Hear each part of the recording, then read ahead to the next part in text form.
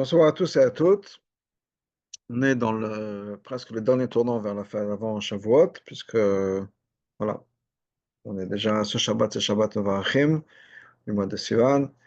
C'est pas vraiment le Shabbat avant Shavuot, parce que le Shabbat avant Shavuot, c'est juste un jour avant, parce que Shavuot, c'est dimanche soir. Donc, c'est un peu la préparation à Shabbat Varachim. Et surtout par rapport à ça, la manière dont le calendrier est préparé, on lit la parasha Bar Bechukotai absolument avant Shavuot Bechukotai, donc automatiquement Béar, mais le calendrier est fait de telle manière qu'on lise Bechukotai avant Shavuot. Alors on voit des fois dans les Sfarim, c'est marqué qu'on doit lire Bamidbar avant Shavuot. Des fois c'est Nassau, des fois le calendrier est tel qu'on a déjà lu Nassau, mais c'est surtout Bamidbar. Mais la raison pour laquelle on lit Bamidbar avant Shavuot, c'est à cause de Bechukotai. C'est-à-dire que en préparation à Matan Torah, et on le lit un peu dans la fin de Bechukotai, on en parle un peu de ce concept-là. On lit ce qu'on appelle les Tochechot, ou la Tochecha, qui sont les reproches qu'Hachem va faire. Et, on ne va pas dire ce mot-là, mais bon, c'est presque les mauvaises choses du préserve qui pourraient arriver, et qui sont arrivées malheureusement dans le passé, si on n'écoute pas la Torah. Et en préparation à ça, en préparation, je veux dire, à Matan Torah, pour bien accepter la Torah, comprendre que la Torah c'est important, qu'il faut la respecter, etc., on lit Parashat Bechukotai. Maintenant, Parashat Bechukotai, c'est pas une paracha sympathique par rapport à cette partie-là, donc le Tochecha, et donc on ne peut pas rentrer tout de suite dans Yom Tov en passant de Bechukotai à Shavuot. Par exemple, une année comme la nôtre, et des fois c'est un peu difficile, c'est encore plus proche, une année comme la nôtre, on va passer deux Shabbats, ensuite c'est dimanche, et dimanche soir, c'est Shavuot. Donc on a un jour pour se remettre, si on peut dire, du entendu dans la paracha. Il y a des années où Shavuot, c'est moitié Shabbat. C'est qu'on va lire la Torah, et déjà, quelques heures plus tard, on va rentrer dans la fête de Yom Tov, etc. C'est un peu difficile de faire cette transition. Parce que c'est des choses dures qu'on lit dans la paracha, qui vont se passer, qui malheureusement se sont passées. Donc c'est vraiment des choses difficiles pour donner un exemple, on fait la même chose avant Rosh Hashanah. Avant Rosh Hashanah, on nous dit qu'on va toujours lire la paracha de Nitzavim. Pour la même raison, la raison pour laquelle on va toujours lire Nitzavim avant Rosh Hashanah, c'est parce qu'avant, il y a Parashat Kitavo. Dans Parashat Kitavo, il y a le Tochacha. On raconte l'histoire que le Admo Haïm-Tsaï, le Mittel Rabbi, le deuxième rabbi de Chabad, qui était le premier rabbi à s'installer à Lubavitch, quand il était encore un enfant, avant l'âge de Bar Mitzvah, a une fois entendu la Parashat Kitavo de quelqu'un d'un Baal Kohen normal. C'est-à-dire que normalement, c'était le Admo Azaken qui lisait la Torah à chaque fois. Que cette année-là, l'année dont l'histoire se passe, Parashat Kitavo, l'Admour Azaken était en déplacement, il n'était pas là, et c'était quelqu'un d'autre, non, je veux dire normal, si on peut dire, qui a lu la Torah. Et le Admour Emtsaï, le Mitanabé, a entendu la lecture de la Torah, puisqu'on va répéter encore une fois, c'est encore pire, c'est encore plus dur, c'est le double de mauvaises choses qui pourraient se passer. Mais il a entendu ça, donc là, il a entendu le Créateur Torah, et ça l'a tellement perturbé, il est tombé malade, au point où, arrivé Yom Kippour, donc c'est plus de 2 semaines plus tard, son père, l'Allemand Azaken, n'était pas sûr qu'il ait la force de jeûner. Donc, ça a marqué pendant 2 semaines, il était encore sous le choc de ce qu'il a entendu. Alors d'ailleurs, entre parenthèses, on lui a demandé comment ça se fait que cette année-là, il est tombé tellement malade d'avoir entendu ça, alors que c'est la même créa que chaque année on a la même chose. Il a répondu que quand mon père lit ça, on n'entend pas les malédictions. Puisque bien sûr, la Chassidut nous explique toujours que dans chaque chose qui apparaît négative, il y a du positif. Donc quand mon père, c'est-à-dire le mot il lisait ça, moi je n'entendais que le positif. Mais tout d'un coup, c'est quelqu'un qui a lu ça au sens le plus littéral de l'histoire, et il n'a pas pu faire passer le message qu'il y a quelque chose de plus profond. Ça m'a perturbé. Donc imaginez 2 semaines plus tard, et ça c'est un enfant. C'est pas quelqu'un de 40 ans, 50 ans qui réfléchit, qui comprend ce qui s'est passé, qui a l'expérience de la vie, de ce que ça représente dans la vie, de tout ça, etc., ce que ça peut représenter. Un enfant avant l'âge de Bar Mitzvah a été tellement marqué que 2 semaines plus tard, il était toujours pas bien. Donc imaginez si Dieu préserve, ou si on devait passer juste ça à quelques heures plus tard, le soir même, Yom Tov, ou le lendemain, ou même quelques jours plus tard, ça aurait été très difficile. Donc Razal, on fait en sorte qu'il y ait toujours une paracha entre les deux. Avant la paracha, avant Shavuot, il y a au moins toujours Bamidbar. Quelques années, il y a Parashat Naso aussi. Mais Bamidbar, à la base, c'est pour créer un peu une séparation, un tampon entre la Parashat Bechukotai et Shavuot. Alors bien sûr, rien n'est par hasard, rien n'est par coïncidence. Et si on y a Bamidbar entre les deux, c'est pas juste pour faire le tampon entre les deux, c'est parce que bien sûr, Bamidbar, il y a une leçon très importante en préparation à Shavuot. D'ailleurs, il y a tout un tas d'explications qu'on trouve dans les Sfarim. Pourquoi est-ce qu'on lit Bamidbar avant Shavuot? Alors, il y a l'idée que je vous ai donnée, qui est un peu faire ce tampon entre Bechukotai et Shavuot, mais aussi il y a une idée un peu plus positive, qui est que, pour nous dire que la Torah, justement, a été donnée dans le désert, ça nous donne accès, parce que c'est accès à tout le monde. Le désert, c'est pas une propriété privée qui appartient à qui que ce soit, c'est ouvert à tout le monde, et donc la Torah, c'est la même chose, c'est ouvert à tout le monde. Il y a d'autres explications, l'idée d'humilité, le Midbar, c'est humble, c'est pas des grands bâtiments, la Tour Eiffel ou les sept merveilles du monde, ou d'autres choses comme ça. C'est humble. La même chose, la Torah, on doit être humble pour pouvoir le recevoir. D'autres points, on va peut-être en aborder quelques-uns si on a le temps dans le show de ce soir. Mais bien sûr, Bamidbar, donc à sa place, c'est pas juste pour quelque chose d'autre. Chaque chose a sa place. Et surtout quand on étudie les sikhot du Rabbi, on voit à chaque fois le détail qu'il y a dans chaque chose, les précisions, rien n'est par hasard, tout est lié, toute une leçon, le jour, le calendrier, le fait que Shavuot tombe un dimanche, que Shavuot va tomber tel et tel jour, etc. Il y a toujours tout un tas de leçons que le Rabbi apprend de tout ça. Et c'est sûr que Bamidbar a sa raison. Mais revenons justement au concept de Bamidbar et de Shavuot, de préparation à Shavuot et de Sinaï, etc. Je vais te parler de Bamidbar. Et la paracha, on a une double paracha cette année qui sont Bar Bechokata, on va lire ensemble. Et c'est aussi donc pour nous la préparation à Shavuot. Donc on va rentrer dans la préparation à Shavuot. On a d'une certaine manière fini la semaine de Hod au niveau de Sphira. Donc d'une certaine manière, ça c'est fait. On sait que dans les Simidot, correspondent au corps de la personne, au tronc de la personne. Il y a Chochma bin Hadad qui sont dans la tête. Ensuite, on a les bras, le corps, Chesed, Kvoa, Tiferet qui sont au milieu. Ensuite, Netzach, Hod, qui sont les jambes. Et Hod, c'est ce que le Zohar appelle Siyuma de Goufa, la fin du corps. Après, Yisod et Malchut, c'est déjà vers l'extérieur. Donc, d'une certaine manière, le corps de la sphère, c'est-à-dire le corps de la préparation pour Shavuot, est déjà passé.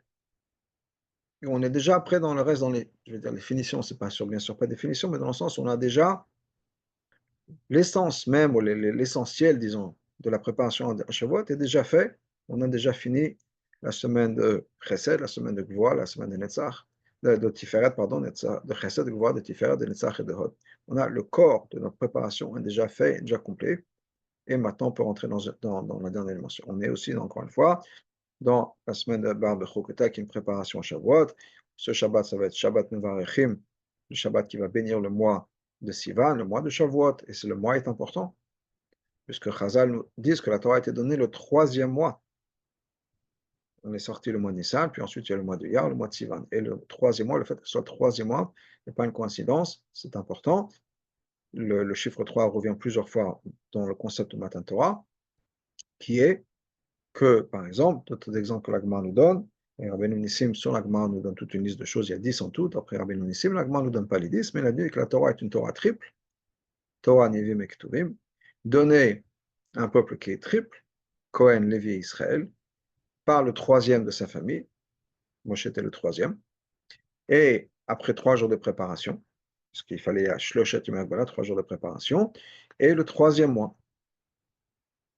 le mois de Sivan. Donc le chiffre, le fait que ce soit le mois de Sivan, ce n'était pas par hasard. Rosh Chodesh Sivan, c'est le jour où on dit que Vaïchan Shem Israël, le peuple juif, a campé au singulier, comme un seul corps, comme une seule âme, comme une seule personne.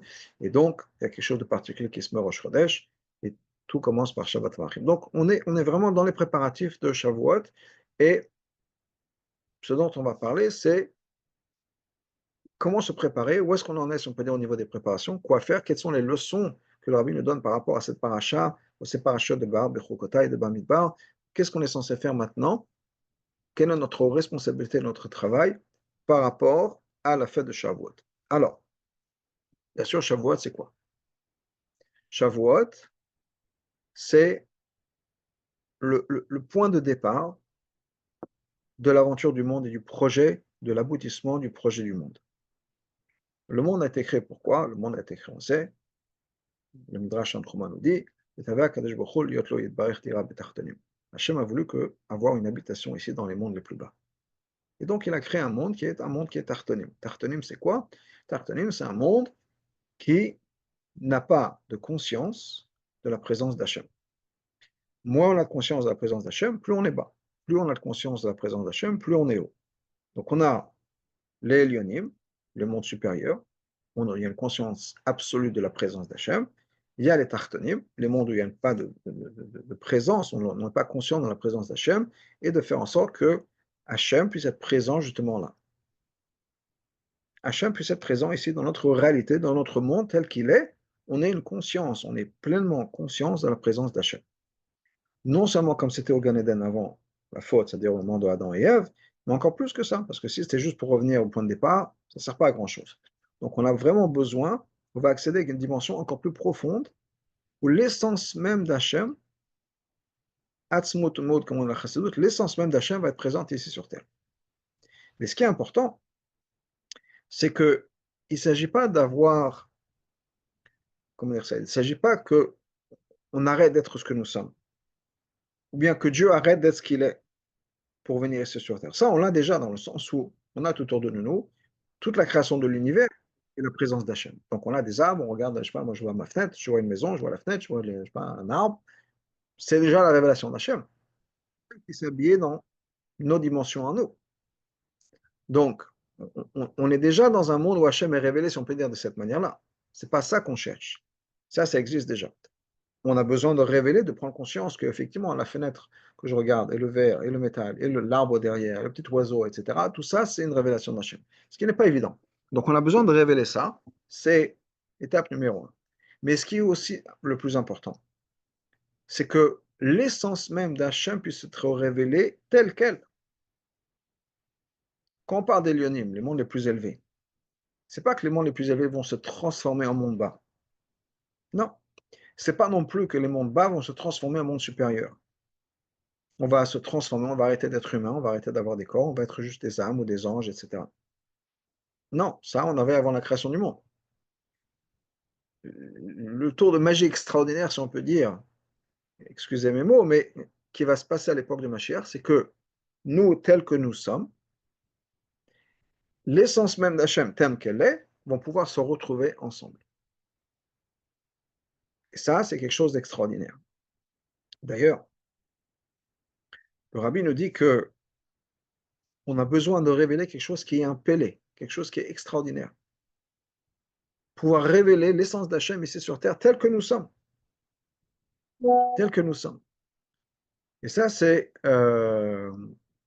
quelque chose à prendre en conscience parce qu'on a vraiment besoin de comprendre ça et d'accepter ce point-là. Dans le sens d'accepter, je veux dire, c'est de comprendre que le monde tel qu'il est maintenant, nous tels que nous sommes le monde de la Géoula. Pas dans le sens où Mashiach n'est pas encore, donc c'est pas ce que je veux dire dans le sens on est le monde de la Géoula, Mashiach est là. Non. Mais la Géoula va venir dans ce monde-là.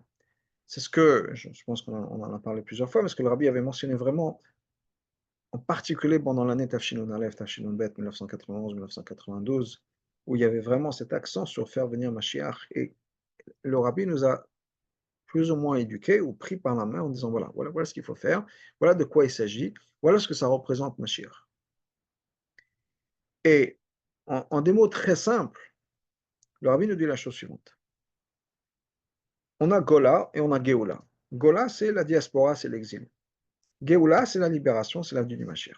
Quelle est la différence entre les deux? La différence entre les deux, c'est une lettre, le Aleph. La seule chose qu'on a besoin de faire, c'est d'introduire le Aleph dans la Gola, et on a Géoula. Donc, Gola, c'est déjà 4 lettres, Gimel Vav Lamed He. La structure est là. On a juste besoin de rajouter un élément. Alors, bien comme dire, voilà, on a un corps mort, on va juste mettre une neshama dedans, et tout d'un coup, c'est un corps vivant. Il y a une grande différence entre les deux. Mais malgré tout, la structure est déjà là en place. Donc, c'est notre monde à nous, tel que nous sommes, qui est le monde de la Géoula. Alors, ce Aleph, il s'exprime à plusieurs niveaux. Ce Aleph, au niveau le plus élevé, c'est Aleph, c'est les lettres de Pélé. Aleph, Lamed, P. Pélé, P, Lamed, Aleph, c'est les mêmes lettres dans un ordre un peu différent, c'est la même chose. Donc, effectivement, au niveau le plus élevé, une fois qu'on a travaillé, qu'on sera monté au niveau le plus élevé, le niveau le plus élevé, c'est quoi? C'est introduire quelque chose qui est une dimension complètement extraordinaire. D'avoir le mariage du fini et de l'infini, c'est que Dieu va être révélé dans notre monde à nous. C'est quelque chose d'extraordinaire. Mais avant d'arriver là, il y a des étapes à suivre. La première étape, c'est révéler le Aleph qui représente Alufo Shlolam. Alufo Shlolam, c'est le maître du monde. Je disais tout à l'heure que quand on regarde par la fenêtre et qu'on voit un arbre et un petit oiseau, prendre conscience que cet arbre, ce petit oiseau, c'est la création d'Hachem. Ça, c'est facile, c'est faisable. Il faut juste prendre l'habitude de se dire, voilà, tout ce que je vois autour de moi, c'est la volonté d'Hachem. C'est la création. Pardon, c'est la création d'Hachem. Donc, je suis coincé dans mon terrain, c'est ce que Hachem veut. Voilà ce qui se passe dans ma vie, promotion au travail, bloqué dans le métro, mon patron qui s'énerve, ma femme, mon mari qui m'enquiquine, quelle que soit la chose, tout ça c'est Hachem.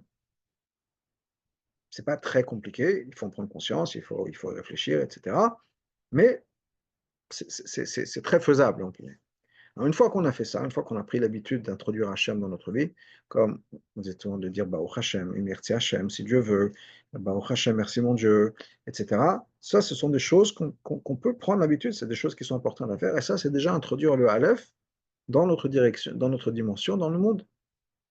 C'est faisable, je pense. Je ne pense pas qu'il y a quelque chose d'impossible, au-delà de nous, si on peut dire dans ce sens-là. C'est une question d'habitude, mais on prend l'habitude. Après, il y a une dimension qui est quand même un peu plus importante, qui est le Aleph, qui vient de mot d'enseigner, c'est-à-dire l'étude de la Torah. Là, l'étude de la Torah, c'est un peu différent. Pourquoi est-ce que l'étude de la Torah, c'est un peu différent? Parce que l'étude de la Torah, c'est le moment non seulement de prendre conscience de la présence d'Hachem dans notre monde, mais c'est de voir le monde par la présence d'Hachem. C'est-à-dire que quand il y a quelque chose qui se passe dans ma vie, de voir ça par les lunettes de la Torah. Quelle est cette situation? Comment la Torah dit? Qu'est-ce que la Torah attend de moi dans telle et telle situation? Ça peut être les vacances. Pendant les vacances, l'exemple des vacances. Ok, les vacances arrivent. D'après la Torah, quel serait l'endroit où je dois partir en vacances? Disons que je dois partir en vacances. Est-ce que je dois partir en vacances? Quelles sont mes obligations par rapport à la Torah? Qu'est-ce que la Torah dit par rapport à ça? Je demande à mon Rav, je me renseigne. Alors, bien sûr, il y a des niveaux des questions de halachot, des questions qu'est-ce qui va faire, qu'est-ce qui va se faire au niveau de la cacheroute, qu'est-ce qui va se faire au niveau mikveh, qu'est-ce qui va se faire au niveau Shabbat, minyan, etc. Il y a des choses à voir. Mon obligation de faire plaisir à ma femme, de faire sortir de ma famille, de faire plaisir à mon mari, si vous êtes une dame. Il y a des choses, des paramètres à mettre en place. Et donc, toujours, et c'est quelque chose que le Rabbi, si on peut, nous a gravé dans la tête, si on peut dire, qui est, qu'est-ce que la Torah nous dit sur telle et telle situation? Donc, je vais partir en vacances. Qu'est-ce que la Torah me dit sur ça? Est-ce que je regarde le calendrier? Est-ce que c'est pas les 9 jours? On ne peut pas voyager, etc. Je regarde mes vacances, je fais mon planning par rapport à la Torah. J'ai une offre de travail, je regarde la halakha par rapport à ça. Alors, quelles sont les obligations? Qu'est-ce que je pourrais faire par rapport à Shabbat? Qu'est-ce que je pourrais faire à Pascha? Est-ce que le business est un business qui est honnête? Etc., etc., etc. C'est regarder le monde comme une situation toranique et prendre mes décisions par rapport à ça. C'est un autre regard. C'est un autre regard sur le monde, une autre réalisation sur le monde. Alors, bien sûr, ça va à l'extrême, si on peut dire. Je donne un exemple d'un extrême. On raconte qu'une fois, le Gaon de Ragachev, Yosef Razin, le Ragachev Gaon, a reçu une facture. Il était en Russie, il a reçu une facture des impôts. Le fisc lui envoie une lettre, et voilà, monsieur le rabbin, je ne sais pas comment il appelait, vous nous devez 2 impôts particuliers. Voilà la somme, impôt numéro 1, telle et telle somme, impôt numéro 2, telle et telle somme. Le Ragachev regarde ça, il dit, impôt numéro 1, d'après la halakha, je suis obligé de payer, il n'y a pas de souci. Impôt numéro 2, d'après la halakha, ce n'est pas un impôt que je dois. Et donc, je ne vais pas payer. Donc, il s'occupe de faire paiement pour impôt numéro 1, puis quelques jours plus tard, il reçoit une lettre des impôts. Monsieur Rosen, on s'excuse, hein, on a fait une erreur. Impôt numéro 2, c'est une erreur de notre part, vous ne le devez pas. Ça, c'est le couard de la Torah, mais quand c'est sa vie, quand on vit sa vie par rapport à la Torah, et qu'on regarde tout ce qui nous arrive dans la vie, c'est en rapport avec la Torah. Et maintenant, ce qu'on regarde ses impôts, on dit voilà, tel est un impôt d'après la halakha, je dois le payer, tel est un impôt d'après la halakha, je n'ai pas besoin de le payer. Et les choses se mettent en place de telle manière que, effectivement, le monde se réajuste, se réaligne avec la vision de la Torah de la halakha. Ça, c'est déjà un degré encore plus haut dans notre relation d'en faire venir. Donc, encore une fois, il s'agit de faire venir le Aleph, introduire le Aleph dans Gola, dans notre dimension à nous, aujourd'hui en Galout, où on va révéler la Géoula. Première étape, encore une fois, c'était d'introduire Hachem dans notre vie. Alouf Shalom, Hachem le maître du monde. Deuxième, c'est la Torah. Regarder le monde par la lunette de la Torah. Mais quand on arrive à faire ça, qu'est-ce qui se passe après? C'est qu'on arrive dans le Aleph qui est la lettre de Pélé. On arrive justement à faire ça, joindre le fini et l'infini. Un des exemples de cette idée de Pélé, on dit dans le Sfarim, la Chassidut le ramène, c'est que le fait que la Neshama qui est spirituelle puisse habiter dans un corps et faire vivre le corps et qu'ils vont vivre ensemble, ils vont pas juste vivre ensemble, ils vont vivre ensemble, ils vont travailler ensemble, etc. Bon, il y a un partenariat qui va se mettre, c'est un Pélé d'Hachem. D'ailleurs, on dit dans la bracha, qui est une bracha spéciale justement pour le fait que le corps et la Neshama fonctionnent ensemble, que la bracha de Hachem Yatsa, on fait comme ça, umafli la sot. C'est un Pélé. Pélé, c'est quoi? C'est que le spirituel le plus fort et le matériel puissent coopérer et travailler ensemble. Et ça, c'est quelque chose d'extraordinaire. Ça, c'est quelque chose qu'on va vivre à l'époque de Mashiach, où notre réalité physique sera complètement submergée, remplie, pénétrée de la révélation de l'infini d'Hachem. Ça, c'est quelque chose d'une dimension extraordinaire pour laquelle on arrivera après du travail dans la vie de Mashiach. Mais tout ça, donc, c'est pour introduire le concept de Aleph, si on peut dire, dans notre réalité. Donc, il y a des choses à faire. Il y a des choses qu'on peut faire déjà aujourd'hui, qui est de prendre conscience de la présence d'Hachem dans notre vie et de faire attention au brachot. C'est quoi tout ça? C'est quoi? Comme je dis, c'est dire Emir Hachem, Bezrat Hachem, penser par rapport à Hachem, qu'est-ce que Hachem attend de moi? On est dans une situation, on est coincé dans un embouteillage, on a un problème à la maison, un problème, quel que soit que Dieu personne n'ait de problème, mais c'est de penser par rapport, qu'est-ce que Hachem veut de moi dans ce moment-là? Okay? C'est avoir une pensée tournée vers Hachem. Problème de couple, qu'est-ce que Hachem attend de moi? Quoi est-ce que Hachem m'a mis dans cette situation? Parce que tout vient d'Hachem. Donc, il n'y a pas juste Hachem est mon mari ou Hachem est ma femme. Non. Même si, des fois, on a l'impression que si j'ai le mari que j'ai ou la femme que j'ai, c'est parce que Hachem l'a voulu. Et il y a quelque chose pour moi. Il y a un intérêt pour moi. C'est la meilleure situation pour moi, c'est de me retrouver dans telle et telle situation. La meilleure situation pour moi, c'est d'avoir ce qui est en train de se passer autour de moi, etc. Le problème au travail, le problème à la maison, le problème c'est. Mais tout vient d'Hachem. Donc, vraiment, d'en prendre conscience. Alors, bien sûr, après, c'est surtout, c'est quand même faire une bracha avant et après d'avoir mangé. De prendre conscience de ça. Je vais manger quelque chose, je fais une bracha, c'est une habitude. Fais là avec la milan, etc. Tout ça, ce sont des choses qui rentrent dans ce concept-là, de faire en sorte qu'Hachem soit vraiment présent dans ma vie. Ça, c'est introduire le Aleph dans ma réalité Gola pour créer une Géoula, une libération. Ça, c'est une chose. Et ça, c'est quelque chose qui est en fait le point de Matan Torah. Matan Torah est le point de départ de cette réalité. C'est ce qui va se passer avec Mashiach, ce concept de dire un Betartanim, commence vraiment, vraiment de manière active au moment de Shavuot, au moment de Matan Torah, au moment où Hachem nous a donné la Torah. Depuis ce moment-là, on a la capacité justement d'introduire le Aleph dans Géoula pour créer cette Géoula. Jusqu'avant, ce n'était pas possible. Maintenant, c'est possible. Dans d'autres mots qu'on mentionne plus souvent, c'est qu'avant Matan Torah, il y avait une séparation, un décret, mais Xéra, c'est aussi une coupure. Le Midrash nous parle d'une coupure, d'une Xéra. Donc il y avait un détachement, un fossé, une coupure, une dichotomie entre le matériel et le spirituel, entre les mondes supérieurs et les mondes inférieurs. Impossible de traverser. Ou, dans des mots qu'on dit souvent, il y a une impossibilité que le spirituel rentre dans le matériel ou bien que le matériel s'élève vers le spirituel. Donc, des exemples qu'on ramène souvent, Yaakov Avinu mettait l'équivalent des téphilines, mais ces téphilines, une fois qu'il avait fait ça, il pouvait prendre et les jeter à la poubelle. Parce qu'il n'y avait pas d'objet de mitzvah. Il ne pouvait pas prendre ce dont on se servait pour cette téphilines et que ça devienne ça. C'est un objet de bois. Comment est-ce que, je dis un objet de bois parce que Yaakov, après le Zohar, se servait de bois pour accomplir ce que nous accomplissons avec les téphilines. Donc, une fois que c'était fait, il pouvait le jeter à la poubelle. Il n'y a pas de double de chat. De la même manière que si moi je décide aujourd'hui que quand je vais marcher sur le trottoir, je fais attention de ne pas marcher sur la ligne entre les deux parties de trottoir, et je vais sauter à chaque fois parce que je le fais ça pour Hachem, ça ne va pas devenir une mitzvah. Le trottoir ne va pas nécessairement se transformer en tashmish kudusha, tashmish mitzvah, et qu'il faut que ça parte, ça, on ne peut pas le jeter à la poubelle, etc. Si j'ai décidé de faire quelque chose pour Hachem, l'histoire de Cocorico, l'histoire de cet enfant qui voulait siffler pour Hachem, ben le sifflet, si c'est ce dont il aurait pu servir, je ne sais pas s'il a servi un sifflet ou qu'il a fait ça avec les doigts, mais le sifflet dont il aurait pu servir ne va pas devenir un objet saint, même si c'est le sifflet le jour du Yom Kippour qui a ouvert les portes du ciel, etc. Mais il n'y a pas d'objet saint dans ça. L'Akdusha, c'est ce que Hachem nous a dit. Comme il nous l'a dit. On écrit sur un parchemin les deux parachutes de Shema, Shema Vafta et Vayam Shamoa. On le met ça, comme tout écrit exactement d'après l'Alacha, on met ça sur la porte, c'est une mitzvah. Tant qu'on ne l'a pas mis sur la porte, on veut laisser ça sur notre table, c'est toujours pas une mitzvah. On s'en servait pour faire une mitzvah, c'est devenu un objet de mitzvah. Avec toutes les implications qui vont derrière. Si j'ai décidé que le schéma, ça ne me convient pas, je préfère écrire les 10 commandements, et que je le mets sur un parchemin, j'écris, faites très attention, mais je vais me mettre les 10 commandements, etc., ben, ça ne va pas marcher.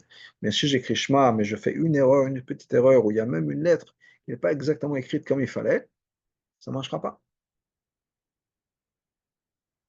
Et si je fais exactement comme Hachem nous l'a dit, c'est bon. Parce que ça dépend d'Hachem. Donc c'est déjà par la mitzvah, on introduit Hachem dans notre monde, notre réalité. Ça commence depuis le moment de Matan Torah. Pourquoi? Tout simplement parce que jusqu'avant Matan Torah, Hachem ne nous avait pas dit, donc c'était hors de notre portée. Avec Matan Torah, Hachem nous l'a dit, nous l'a donné. Il nous a donné cette perche, ce pont. Il a créé le pont qui nous permet de le rejoindre. Parce qu'il y a un fossé infranchissable entre un être humain fini, limité, et l'infini. On ne peut pas atteindre l'infini. Ce n'est pas possible. À moins que Hachem, dans sa bonté infinie, nous a dit, voilà, vous voulez faire ci, ci et ça, vous pouvez me rejoindre. Et donc Hachem nous a donné la possibilité, il a créé ce pont pour qu'un être humain puisse rejoindre l'infini, puisse rejoindre Hachem. Il faut que ce soit sur les termes d'Hachem. Donc le concept de mitzvah, le concept de transformer le monde, d'élever le monde, de nous élever nous-mêmes, d'amener Hachem dans le monde, tout ça c'est quelque chose qui commence avec Shavuot, avec le don de la Torah. Et depuis ce moment-là, on est rentré de manière active dans la préparation du monde vers Mashiach. Maintenant, ce sera révélé tout ce qu'on a fait à travers toutes ces années-là, depuis ce moment-là jusqu'à la venue de Mashiach, c'est préparer, préparer, préparer. C'est un travail de maturité, un travail de révélation, un effort, etc., pour révéler Hachem dans le monde. Et au fur et à mesure, on révèle Hachem de plus en plus dans notre monde. Au départ, c'est Hachem qui s'est révélé lui, qui s'est un peu imposé, si on peut dire, et il nous a donné ce boost. Maintenant, à nous de faire le travail. C'est comme la naissance, si on peut dire. La naissance, ça est comparé à la naissance. La naissance, ce n'est pas quelque chose que l'enfant accomplit. C'est les parents, sur la mère, le père qui va commencer un processus, la mère qui va développer cet enfant-là, qui va porter cet enfant, le nourrir, le développer, etc. pendant 9 mois, qui ensuite va lui donner naissance. À partir de ce moment-là, l'enfant commence à avoir sa vie et, avec un peu d'années de préparation, à être éduqué, etc. Mais à un certain moment, l'enfant commence à faire sa vie et à en faire ses preuves. Va faire ses preuves, je veux dire qu'il va accomplir quelque chose. L'idée, c'est que cet enfant-là puisse accomplir, avoir un impact positif sur le monde autour de lui ou de elle. Mais il y a un point de départ qui ne dépend pas de lui, donc ça va dépendre des autorités supérieures, si on peut dire, dans le sens où c'est Hachem, ou bien un parent, si on peut dire, pour un enfant. Donc par rapport à nous, la naissance d'Am Israël, c'était Pessah. Hachem, c'est lui qui a fait le travail. Maintenant, nous prenons la relève. Et ça, c'est l'histoire du monde depuis Pessah et Matan Torah. Mais Pessah, c'était vraiment le point de départ de ça, où Hachem fait le travail. Et jusqu'à Matan Torah et au lendemain de Matan Torah. Au lendemain de Matan Torah, on se met au travail. Mais ce travail-là commence en fait aussi déjà au lendemain de Pessah. Pessah, qu'est-ce qui se passe? Pessah, c'est Nigla alem melech malchem akadosh baruch hu ge'alam. Le roi des rois s'est révélé à Hachem et il nous a révélé. Il nous a libérés. Pessah, le moment où tout va basculer Pessah, c'est Chatzot. C'est le milieu de la nuit. Le milieu de la nuit, c'est un moment, je veux dire, qui n'existe pas. Dans le sens où trouver le milieu exact de chaque chose et le milieu exact de la nuit, c'est une impossibilité humaine. Tu ne parles pas à la seconde. Donc, si la nuit est 12 heures, disons, ce qui est Pessah au Moyen-Orient, c'est à peu près ça. Okay? On a 6 heures avant, 6 heures après. Mais le milieu exactement, il est où? Alors, il n'y a pas, s'il y a 6 heures avant et 6 heures après, le milieu n'existe pas. Il n'y a rien entre les deux. Oui, vous avez 6 pommes. 3 d'un côté, 3 à droite, 3 à gauche. Il n'y a rien au milieu. Donc, c'est quoi ce temps-là qui est Khatsat exactement, qui est entre les deux? C'est une dimension qui dépasse le temps et l'espace, qui s'est révélée. Donc Hachem se révèle à ce moment-là, avec tous les miracles de cette nuit-là qui sont passés, Makat Bechorot, etc., etc., la révélation de Khatsot, tout ça, ça se passe bien.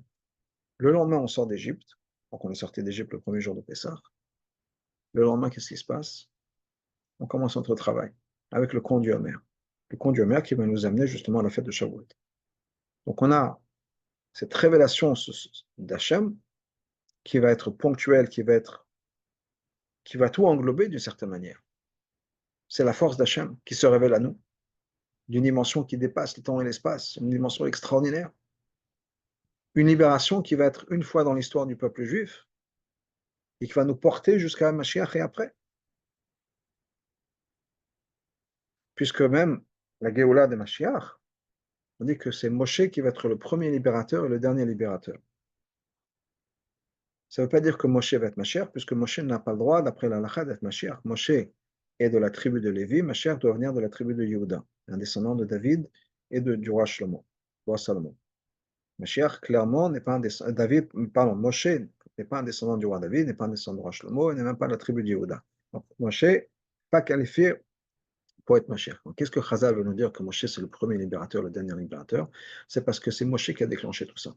Le dernier libérateur, Mashiach, ça n'est que la continuité de ce que Moshe a mis en place.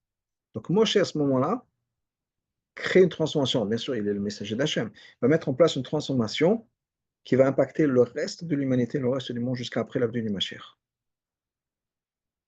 Ça commence à Pessah. C'est la révélation d'Hachem qui va arriver les jours au moment de Pessah. Mais le lendemain, à nous de faire le travail. Et comment est-ce que nous on fait le travail? Étape par étape par étape. C'est le conduit en mer.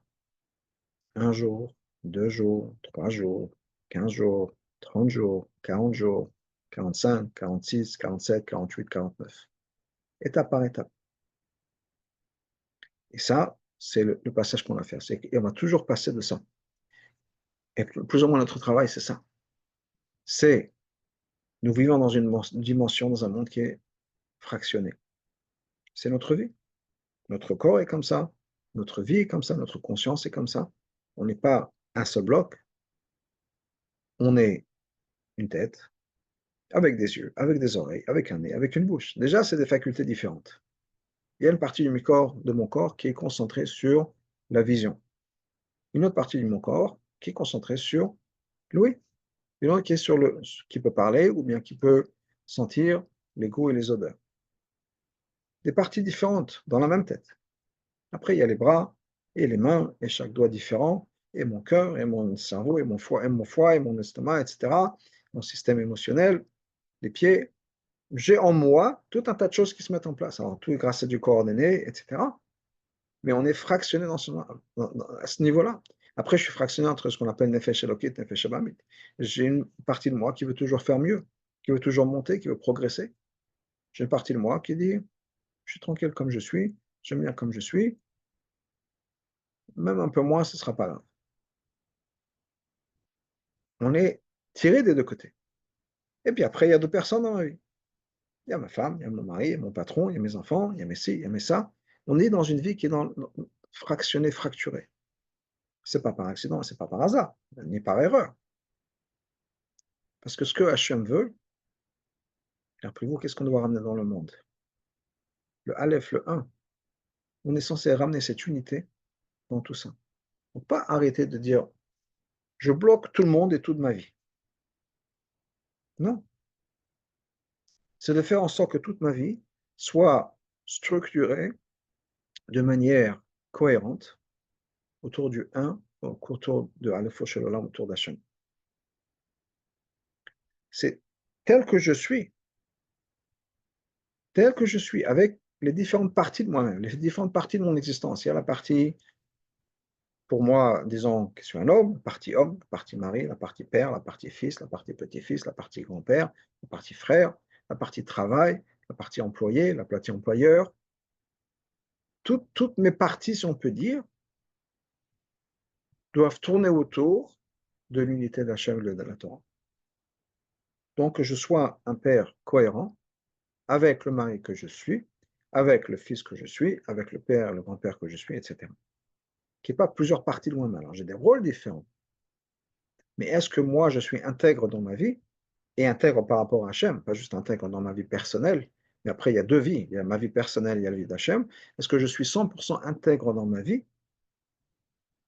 C'est-à-dire, est-ce que je suis capable d'amener l'unité, la révélation d'Hachem, le un, dans ma vie et dans tous les aspects de ma vie ou pas? Et si on arrive à introduire le Aleph, c'est ça, cette intégrité, cette unité dans moi-même, on a, d'une certaine manière, un certain degré de Géoula. Et c'est le travail de Matan Torah, que de pouvoir créer ça. C'est pas de renier le monde, c'est pas de fermer la porte en disant je peux pas être en même temps un père et un fils et un mari et travailler, donc je vais fermer la porte à une partie de moi-même. Non, je vais être une personne intègre, une personne, un juif religieux, un, et un chassid comme il faut, et en même temps, en faisant tout ça fait partie de quoi? Du fait que je vais être présent en tant que mari, en tant que tel. Je vais être présent, travailler en tant que tel. Je suis la même personne. Je vais être présent avec mes enfants en tant que tel. Je vais être présent avec mes petits-enfants en tant que tel. Je suis la même personne, encore une fois, avec des rôles différents. Je ne vais pas aller au travail, changer les couches, et je ne vais pas changer des couches pendant que je donne un chiot, etc. Chaque chose demande son travail et demande la présence de manière différente. Si j'aide dans la cuisine, je suis dans la cuisine. Mais c'est la même personne. Et la même personne qui est intègre dans sa relation avec Hachem. C'est-à-dire qu'on prend donc cet Hachem qui est extraordinaire, infini, qui est au-delà de tout, qui est le point par excellence de l'univers, tout est contenu en lui. Et j'arrive à exprimer cette union et cette unité à travers tous les aspects de ma vie. Ça, nous dit le Rabbi, c'est le travail de préparation de Matan Torah. On le retrouve dans le Ba'ar et Bechukotai. On le retrouve dans la Parashat Bamidbar. On le retrouve dans tous ces aspects qui vont nous amener à Matan Torah. Par exemple, on parle des 10 commandements. Shavuot. Par rapport aux 10 commandements, il est dit que quoi? Echad diber Elokim sh'tamim zu shamati. Hachem a dit un mot, j'en ai entendu deux. Par exemple, Zachor et Shamor. Du côté d'Hachem, on est dans l'unité. D'ailleurs, on nous dit que tous les commandements étaient tous inclus dans une seule lettre. Le Aleph de Anochi déjà inclut tout. Par rapport à Hachem, Hachem est dans le monde de l'unité. Il n'y a rien d'autre qui existe. Tout est inclus dans la révélation d'Hachem. Hachem, bien sûr, est capable de faire tout ça. Hachem inclut tout. Hachem est infini, etc. Dans un point, dans une graine, si on peut dire, il y a tout l'univers qui est inclus. Mais nous, dans notre écoute à nous, qu'est-ce qu'il y a? Il y a deux choses. Donc Hachem a dit un mot, on en a entendu deux. Zachor et Shamor. On a été capable d'introduire ce un dans deux, dans la pluralité, dans la division, dans la séparation. Notre travail, c'est de révéler la révélation, le mot d'Hachem, qui est un, qui est unique dans plusieurs choses. On a la même chose, on va dire, dans le Pirkei Avot de ce Shabbat à venir, mais c'est lié aussi avec Matan Torah, dans les 10 paroles par lesquelles Hachem a créé le monde. Ba'asara mamarot nivra olam. Le monde a été créé par 10 paroles. Quel rapport avec les Aseret Dibrot? Alors, on a un enseignement du Maguide, qui vient de Sfarim de Kabbalah d'avant, qui est que Aseret Dibrot, les 10 commandements, correspondent aux 10 paroles par lesquelles Hachem a créé le monde. Et que si le monde a été créé par 10 paroles, c'est parce que ça vient de la Torah. Donc de comprendre que tout vient de la Torah, tout est son origine dans la Torah. Donc il y a un lien entre les deux. Et donc on va retrouver cette même idée-là. Qu'est-ce que Pirkei Avot nous dit? Donc Basar Mamarot Nivro Olam, le monde a été créé par 10 paroles. Et ensuite la Mishnah nous continue, Valo Bemamar Echad Hayachol Livaot. Le monde aurait pu être créé avec une seule parole. Pourquoi est-ce que le monde a été créé par 10 paroles? Pour donner une récompense aux tzadikim et pour punir les réchaim. Que la Chassidut nous explique, c'est pas juste que le monde aurait pu être créé par une parole. Il y a les deux. Le monde a été créé par une parole par rapport à Hachem. Quand Hachem a dit Bereshit, ça a déjà inclus tout. D'ailleurs, même le Rashi nous ramène de Chazal dans les psukim, que tout était créé au début, après il fallait juste les faire sortir, faire émerger les plantes, faire émerger les animaux, etc. Tout a déjà été tout inclus dans une seule parole. Donc Hachem, encore une fois, dans le monde de l'unité du un, pas l'unité où tout le monde, tout est uni, il n'y a rien d'autre qui existe, il n'y a que lui. Et on est dans l'union absolue, dans l'unité absolue, il n'y a que Hachem. À nous maintenant de prendre le mot d'Hachem et l'unité d'Hachem et de le révéler à travers les 10 Saramamot, les 10 phrases qui sont celles de notre vie à nous, selon une dimension à nous. La même idée. De prendre le un de Hachem et de l'amener dans notre vie. Et c'est le concept de Shavuot, c'est le concept de notre travail à nous. De faire en sorte que nous introduisons Hachem, nous introduisons cette intégrité, cette unité, la centralité d'Hachem dans notre vie à travers tout ce qu'il fait tout ce qu'il y a dans notre vie. Être présent de manière divine, de manière toranique, si on peut dire, dans tous les aspects de notre vie. Je reviens souvent à ça parce que c'est quelque chose d'abord qui m'est important, et deuxièmement, c'est quelque chose qui fait partie du travail que je fais toute la semaine, dans le sens où c'est le travail avec des couples, qui est qu'il y a souvent ça, que ce soit dans les couples, dans beaucoup de conflits personnels, on retrouve souvent ça. Et surtout quand on parle des gens qui sont religieux, on peut leur demander à tous, croyez en Dieu, oui. C'est Dieu qui gère le monde, oui. Oui, mais ma femme, oui, mais mon mari, oui, mais ci, oui, mais ça. 30 secondes. Venez me dire qu'il n'y a que Hachem dans le monde et c'est Hachem qui gère tout. Tout d'un coup, il y a Hachem et il y a votre femme, ou Hachem et votre mari. Il n'y a pas une cohérence ici, il y a quelque chose qui colle pas. Et on a du mal à vraiment faire la transition dans le sens où c'est, oui, effectivement, Hachem est tout. Et la situation dans laquelle je me retrouve dans mon mariage, dans mon travail, dans n'importe quoi, c'est Hachem. On a du mal à vraiment faire cette transition. Ah, quand il y a quelque chose qui ne va pas au niveau relationnel, se tourner vers Hachem. Hachem, aide-moi à comprendre le message, à comprendre le leçon, à changer ce que moi je dois changer. Pas Hachem, aide-moi à changer ma femme, aide-moi à changer mon mari, aide-moi à changer mon patron, aide-moi à changer. Peut-être que oui, mais c'est surtout par rapport à moi. Donc on a vraiment besoin, et c'est difficile, c'est difficile pour tout le monde, c'est difficile pour moi, je sais pas, c'est pas que je suis arrivé à 100%, je partage avec vous mes aventures, si on peut dire, par rapport à ça. Mais et mes découvertes. Mais c'est intégrer justement le fait que Hachem Echad, Hachem est un dans notre vie. Mamash, pour de vrai. Pour de vrai. C'est faire en sorte qu'on prend donc justement le Mamar Echad de la création du monde, le Mamar Echad de Dibur Echad des 10 commandements, et de pouvoir faire en sorte que ça s'immisce dans toutes les différentes parties de notre vie, de notre Torah. Même dans notre Torah. Qui n'est pas Néglé, Chassidut, il y a la Chassidut, et la Gemara, il y a autre chose. Non, c'est un.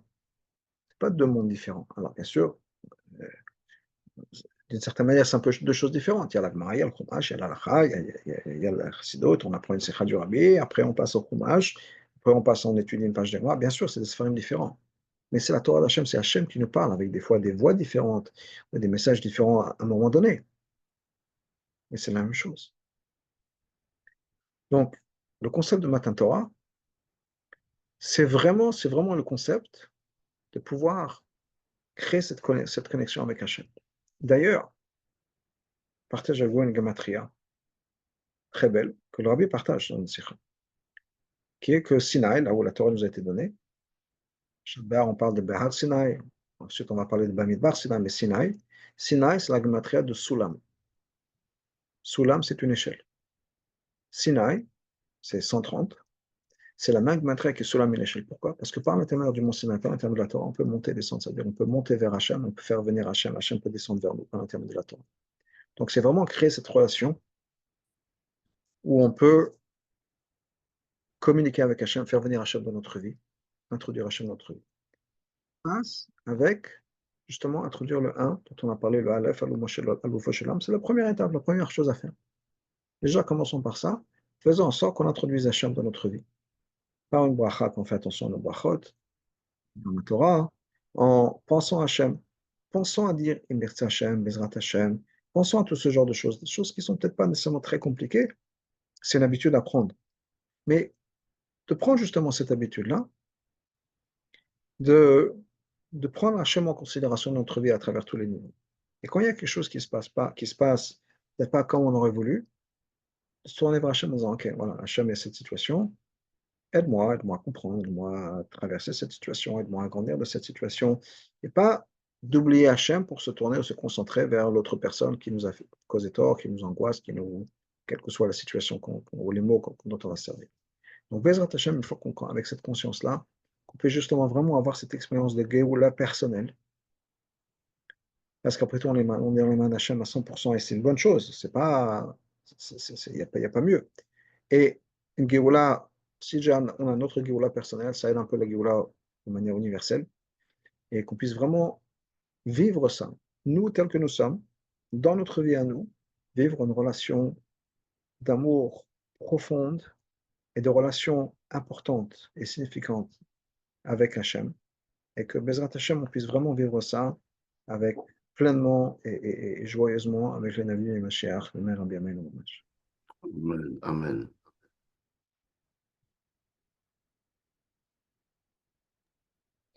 Zach ou Baruch, Kol HaKavod. Shavua Tov, et merci beaucoup. Amen. On apprend beaucoup avec vos cours. Merci.